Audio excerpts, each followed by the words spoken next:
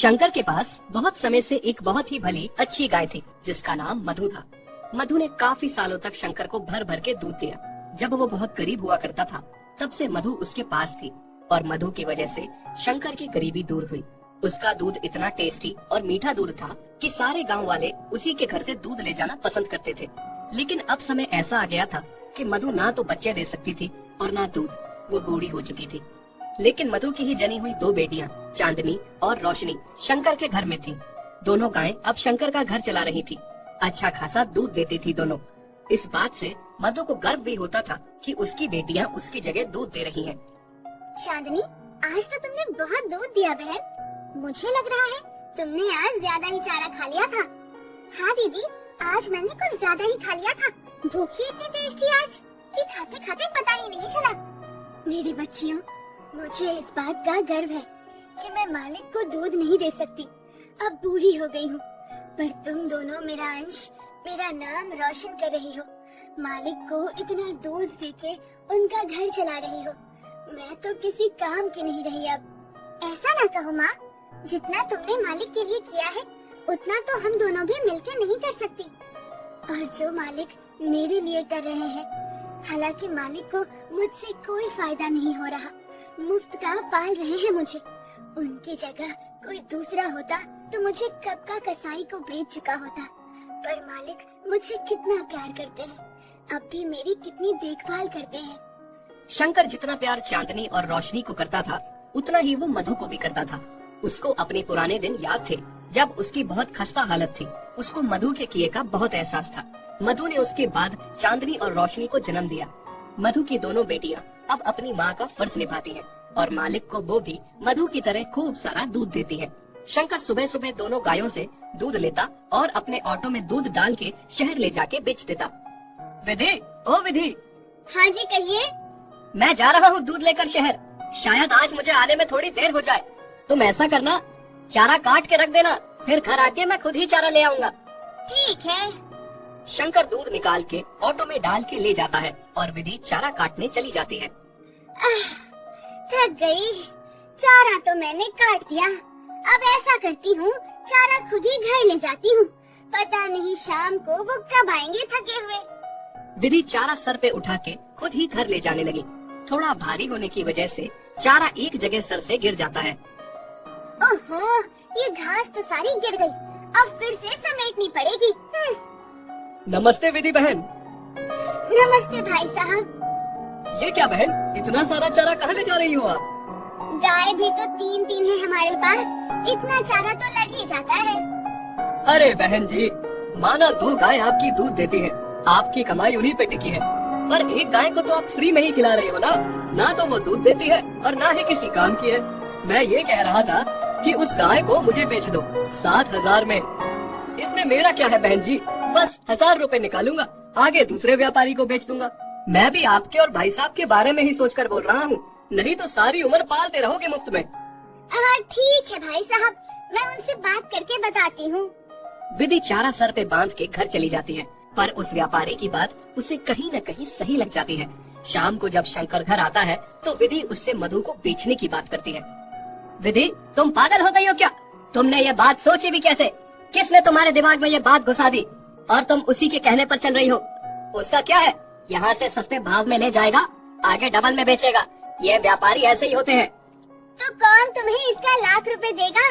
मुफ्त का खिलाने से अच्छा है 7,000 तो आ जाएंगे ना। कैसी बातें कर रही हो तुम? भूल गई, आज हम जो कुछ भी हैं मधु की वजह से ही है, और चांदनी और रोशनी भी उसी की देन है। ओहो मेरे दयालु पति, तुम भी ना, जैसा मैं कहती हूँ वैसा ही करो। वैसे भी उससे हमें कोई फायदा नहीं हो रहा है। अच्छा, कल को मैं भी किसी वजह से अगर काम ना कर पाऊँ, बीमार रहने लगूं, तो तुम मुझे भी घर से निकालने की बात करोगी? बस मैंने कह दिया, मधु यही रहेगी हमेशा मेरे साथ, मेरे घर में। वो इस घर के लिए बहुत शुभ है। ठीक है, अगर ऐसी बात है तो मैं भी देखती हूँ कैसे नहीं जाएगी आपकी बूढ़ी गाय इस घर से। दिन रात विधि अपने पति के साथ जिद करती है मधु को बेचने की। फिर एक दिन शंकर बीवी की आगे मजबूर हो जाता है और उसे बीवी की बात माननी ही पड़ती है। अगले ही दिन विधि उस व्यापारी को घर बुला लेती है। चांदनी, देख तो जरा, ये कौन आया है हमारे घर पे? हाँ दीदी, और इसके हाथ में तो रस्सी भी है। कहीं मालिक ने हम में से किसी को बेचने के लिए व्यापारी तो नहीं बुलाया है? नहीं मेरे बच्चियों, ऐसा ना सोचो। मालिक और मालकिन बहुत अच्छे हैं, उन पे खामखा शक ना करो।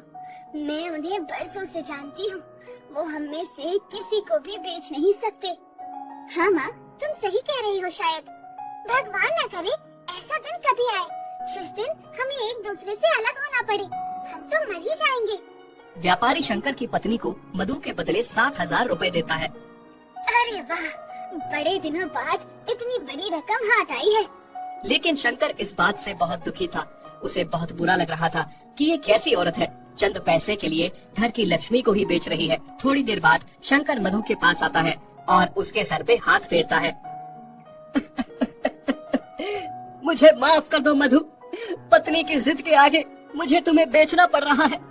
उसे लगता है कि तुम अब बूढ़ी हो गई हो, हमारे किसी काम की नहीं हो अब। हो सके तो मुझे माफ कर देना। ये सुन के मधु, चांदनी और रोशनी को बहुत बड़ा झटका लगता है। माँ, तुम्हें तो बड़ा यकीन था ना मालिक पे। देखा कैसा यकीन तोड़ दिया एक ही झटके में। आपने इनके लिए इतना कुछ किया, दूध के साथ अपना खून भी निचोड़ के दिया। जब इनका घर गृहस्थी बन गई तो अब इनको लगने लगा आप किसी काम की नहीं हो। कल को ये लोग हमारे साथ भी ऐसा ही करेंगे। अब क्या होगा माँ? ये व्यापारी आपको कसाई को दे देगा। हाँ माँ, सच कहते हैं, इंसानों को जिस चीज से फायदा होता है उसको रखते हैं। अगर वो चीज किसी काम की ना रहे उसे नहीं रखते। बहुत मतलबी होते हैं ये इंसान। बुरा तो मुझे भी बहुत लग रहा है मेरी बच्चियों, और मेरी भी समझ में नहीं आ रहा मालिक ऐसा क्यों कर रहे हैं। तभी व्यापारी मधु को रस्सी से बांध के वहाँ से ले जाने लगता है।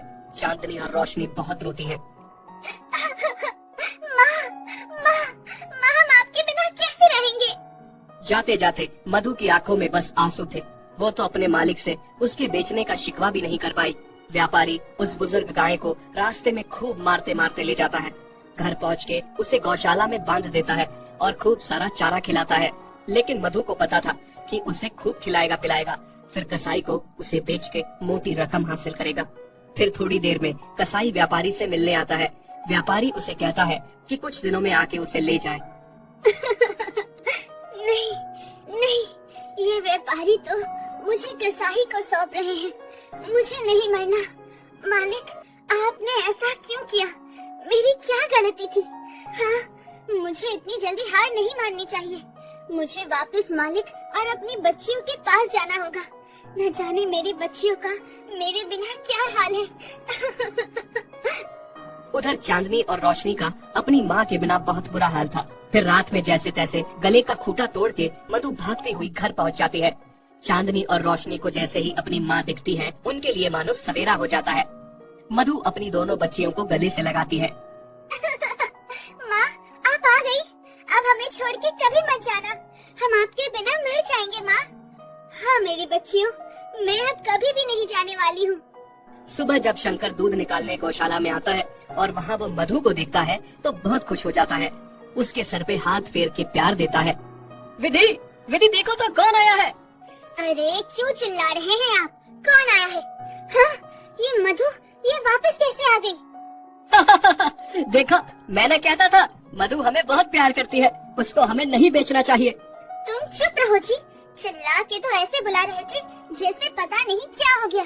इस बूढ़ी बेकार गाय को मुफ्त का खाने की आदत हो गई है। मैं कहती हूँ जल्दी इस व्यापारी को बुलाओ, उससे पैसे लिए हैं, यहाँ आके इसे ले जाए। शंकर मजबूर होकर फिर से उसी व्यापारी को बुलाता है मधु को ले जाने के लिए। भाई साहब, इस बार इस गाय को मोटी रस्सी से बांध कर ले जाना ताकि दोबारा लौट के ना आए। माँ, ये फिर से आपको भेजने की तैयारी में है। कोई बात नहीं बेटी, मालिक ने अगर मेरे लिए यही सोचा है तो यही सही। इस बार मैं लौट के नहीं आऊंगी। बस मेरे जाने के बाद तुम दोनों अपना ख्याल रखना। नहीं माँ, ऐसा ना कहो। व्यापारी मधु को फिर से ले जाता है, पर इस बार मधु जाने में कोई जिद नहीं करती, क्योंकि उसे पता था उसकी जिद करने का कोई फायदा नहीं। वो अगर फिर से लौट आई तो मालकिन उसे फिर से भिजवा देगी। इधर चांदनी और रोशनी का रो रो के बुरा हाल था। दोनों ने माँ की याद में खाना पीना छोड़ दिया था। दोनों बीमार हो गई थी, दूध देना छोड़ दिया था।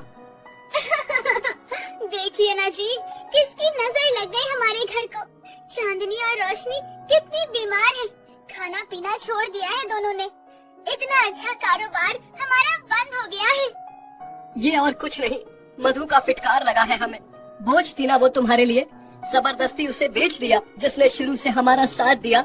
बाद में जब वो तुम्हारे किसी काम न आने लगी तो उसे बेच दिया। खुदगर्ज औरत, इनको भी इनकी माँ से अलग कर दिया। ये तो होना ही था, मुझे अपने साथ पाप का भागीदार बना दिया तुमने। आप सही कह रहे हैं जी, बहुत बड़ी गलती हो गई है मुझसे। मैं आपके आगे हाथ जोड़ती हूँ। आप उस व्यापारी के पैसे लौटा दीजिए और मधु को घर ले आइए। अगले दिन जब शंकर और विधि मधु को लेने व्यापारी के घर जाते हैं तो वहाँ वो देखते हैं कि व्यापारी ने मधु को कसाई को बेच दिया है और कसाई मधु को ले जा रहा है। अरे कौन हो तुम और मेरी मधु को कहाँ ले जा रहे हो? कहाँ ले जा रहा हूँ मतलब? मैंने इसे खरीदा है, वो भी डबल भाव में। मैं तुम्हें इसके भी डबल पैसे दूंगा। मेरी गाय मुझे वापस कर दो। ठीक है, ले लो, मुझे तो पैसे से मतलब है, पर इस बूढ़ी गाय में रखा क्या है? वो तुमसे मतलब नहीं है, तुम बस पैसे लो और हमारी गाय को वापस करो। शंकर और मधु कसाई को पैसे देते हैं और मधु को वापस ले आते हैं। मधु, मुझे माफ कर दो, मैं कितनी गलत थी। मैंने तुम्हारे साथ कितना गलत किया। मेरी वजह से आज तुम्हारे साथ वो कसाई न जाने क्या कर लेता। हाँ मधु, अब जो भी हो जाए मैं तुम्हें कभी खुद से अलग नहीं करूँगा। जब चांदनी और रोशनी अपनी माँ को वापस पाती है तो बहुत खुश हो जाती है और दोनों अपनी माँ के गले लग जाती हैं।